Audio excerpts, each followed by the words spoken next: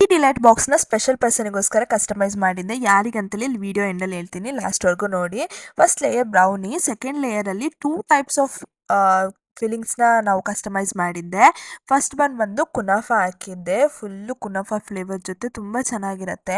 ಇವ್ರು ಬಂದು ನಾನು ಒಬ್ಬಳೇ ಇರೋದು, ಸೊ ನೀವು 2 ಥರ ಫ್ಲೇವರ್ ಮಾಡಿ, ಆವಾಗ ನನಗೆ ತಿನ್ನೋದಕ್ಕೂ ಬೋರ್ ಅನ್ಸಲ್ಲ, 2 ಫ್ಲೇವರ್ ಇದ್ದರೆ ಚೆನ್ನಾಗಿರುತ್ತೆ ಅಂತ ಹೇಳಿದ್ರು. ಸೊ ಇನ್ನೊಂದು ಕಡೆ ಬಂದು ಮಿಲ್ಕ್ ಆ್ಯಡ್ ಮಾಡಿದೆ, ಒಂದು ಕಡೆ ಬಂದು ಕುನಾಫಾ ಆ್ಯಡ್ ಮಾಡಿದ್ದೆ. ನೋಡೋಕ್ಕೆ ಎಷ್ಟು ಚೆನ್ನಾಗಿದೆ ಅಲ್ವಾ.